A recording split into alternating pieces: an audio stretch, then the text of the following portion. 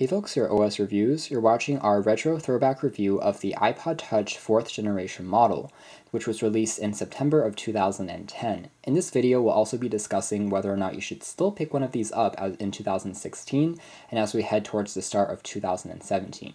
So right off the bat, I'm going to say this is not going to be the best iPod Touch if you're looking for something to play the latest titles, the most graphically intensive games, or for a ton of multitasking and web browsing. However, if you're content with some minimal, browsing here and there, as well as using this as a media player for watching videos, listening to music, taking the occasional photos, or using it for FaceTime, it does still work quite well. One of the more compelling reasons why you would want to consider the 4th gen model now, here in 2016, is because of the price point. It's currently at an all-time low on eBay and on Amazon as well if you find it secondhand. It's also roughly $60 and under for, let's say, an 8 or 16 gigabyte model, which is a pretty decent price to pay for any media product.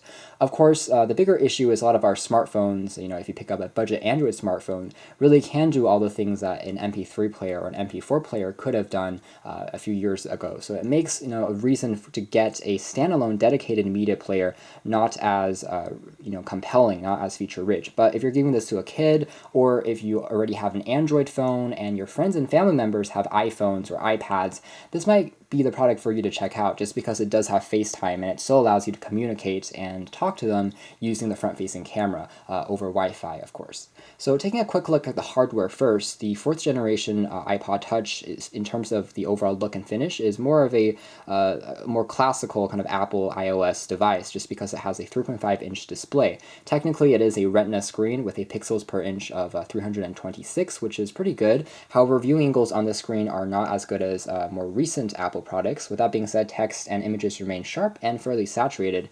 Of course, it's not as large as the 4 inches or 4.7 inches or 5.5 inches that Apple is now experimenting with, but for most people, it shouldn't be too much of an issue. It remains in line with, I would say, up to the iPhone 4, 4S series of devices as far as design philosophy goes. Otherwise, it still is very slim and definitely pocketable. It's quite lightweight as well. It does have an aluminum and glass design, so in the hand, it does feel quite premium, and it should because of the original retail price of about $220. Otherwise, we can see here there is still that standard home key below. There isn't Touch ID on this, although there is support for more security options as well as for locking the device in the case that you've lost it. So as far as software goes, even though it doesn't run the latest iOS version, you still get a lot of the privacy and as well as the security options that people would want in terms of protecting their data as well as protecting their iPod in case they lose it. The top again features that front-facing camera, which doesn't do a terrific job if you're just taking selfies, but again for video conferencing it will suffice. There's access to Wi-Fi as well as Bluetooth on board, and we're still using the older 30-pin dock connector, which has a ton of accessories still available on the market, even though it's not the reversible lightning plug. Charging speeds as well as data performance and transfer rates are still pretty good, and again you can find speaker docks and other accessories for fairly cheap now online. So as far as accessories go, there's definitely a good option still available. There's also access to a mono speaker, which is pretty loud, even though it's slightly on the tinier side of the spectrum, along with the standard 3.5mm headphone jack. There's access to dedicated volume controls on the left-hand spine, which are both pretty responsive, although since the iPod Touch 4G has a tapered look, so you can see the edges are slightly thicker, it gets thinner at this rounded point, it makes sometimes the buttons a little bit difficult to press and it takes a little bit of time to get used to. On the back, there's access to a, again, rear camera. Although the rear camera here is not the greatest in the world, it still does a decent job for some emergency shots. But again, it's a feature that kind of separates this from the older iPod Touches, such as the 3rd generation model or the 1st and 2nd generation models, which are even more outdated in terms of that hardware and design philosophy. The very top features a power on-off switch, which is fairly tactile and responsive. So taking a quick look at the main UI here, so there are a few differences on this iPod. So you can see that we still have access to kind of this universal search client. So if I slide all the way to the left of the iPod, there's still this search bar found in older iOS versions, and this allows you to universally search through your applications, your songs, your music, and also search to the web. I found this to be a pretty useful feature. You no longer get this in more modern, I would say, iPods. So for instance, we have a 5th generation model over here, and you can see here that this page is now gone from from the home screen, so you no longer have access to that extra search client directly to the left of the home page. But otherwise, you can still customize a wallpaper on this unit, and there is the start of a drag down notification drawer that gives you quick notifications in terms of, let's say, email. Once you signed in, there is support for Gmail as well, and you also have access to some weather information along with a bit of stock information in the form of a ticker display on the top. So pretty useful and a nice update from coming in from the 3rd gen model if you had an older iPod. There's also access to time and date information, battery status on the top right hand corner as well. Which brings us to the battery life. If you're getting one of these used, battery performance is still somewhat decent, but although it definitely depends on the condition of the secondhand unit you're getting. Overall though, the battery here isn't bad. I'd say that this is a used unit that I picked up a few days ago, and I was able to squeeze out about 2 days of performance with sporadic music listening, a bit of web browsing in between before I needed to recharge it again. So slightly better than modern day smartphone, but that's because, you know, our smartphones have faster processors, more demanding screens, and that's probably the reason why. And there's also no 3G or 4G on here, so that saves a bit of battery on that radio frequencies. So down below here you have access to, of course, notifications and icons that you can customize if you want to iMessages. There's a mail client here, Safari for web browsing, as well as a iPod music player, which is, again, one of the better music players if you're looking for cover art support, as well as, again, very easy file management support. It does lock you down to iTunes, which is something to note with all iPods that you might want to pick up. So you need to download that software with a computer, and you can't really drag and drop songs directly from a computer, Mac or PC onto the iPod. So it takes a little bit of extra time to get used to. Otherwise, there's standard things on here, such as, again, photos. You have access to the FaceTime application we talked about. There's Passbook, which consolidates all your travel info. If you're going on a plane, it saves your boarding pass digitally, and that works fairly well. And there's also Newsstand, as well as a basic support for ebook reading. A few extras on here as well, including a voice recorder that uses the microphone on here and a calculator. Otherwise, you still have access to things such as you can multitask on here, and you can double tap on the home key there to open up your currently open apps and switch back and forth between them. In terms of processing package, we're talking about a single core 800 megahertz processor, the Apple A4 chip. So by today's standards, it's definitely outdated, and there's only 256 megabytes of RAM on here, just like the 4th gen model. So if you're doing a ton of multitasking, it's not the best iPod for you, but in general, if you're just doing a few apps here and there, you can still listen to music while browsing the web. It works just fine.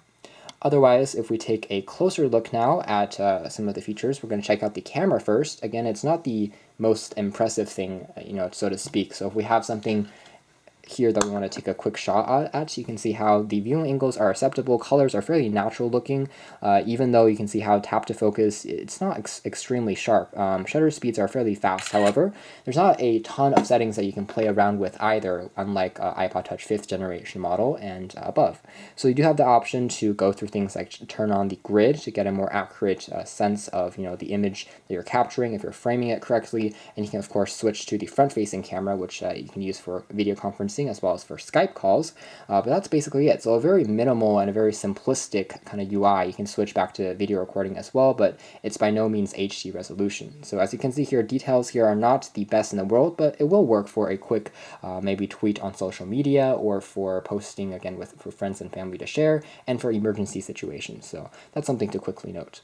Otherwise, we do have a voice control client on here, but there is no Siri built in. So it's not as smart as Siri, and you can still use it to quickly play back a song or browse something on the web, but sometimes it doesn't really understand your voice prompts, and it mistakes it for something else, or it says that I don't understand, can you repeat that? So not as easy to use, but it is the start of, let's say, artificial intelligence being incorporated into iOS's ecosystem. Play music. Play music. Music is already playing. So as you can see there, it does work decently, but again, for more complex prompts like asking it for the weather, asking it maybe for its own name, it's definitely not Siri, so it's not going to be able to recognize and respond to that as quickly, even though it uses the same kind of robotic voice and tone. So taking a closer look next at the web browsing experience, which is still a core function that many people would expect.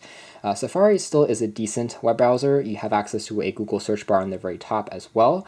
And so if we do something like, let's say, New York Times, you can see that there is also live searching in the sense that it will pop up a few suggestions. The keyboard here is still pretty responsive despite having only a 3.5-inch display, which is smaller by the many media players and smartphones in today's world, I didn't find too many issues with the overall size of the keyboard. After using this for about 5 minutes, I really got used to it. Perhaps that's because I used to have an iPod Touch, an older second generation model, so I found the screen still to be quite responsive. It does have multi-touch, pinch and zoom works just fine. So for that, it's perfectly fine and perfectly adequate. Otherwise, you can see here that pages definitely take a lot longer to load than on a modern day smartphone. But the Wi-Fi here is a little bit weak, so that might be the reason why it's taking a bit even longer than usual.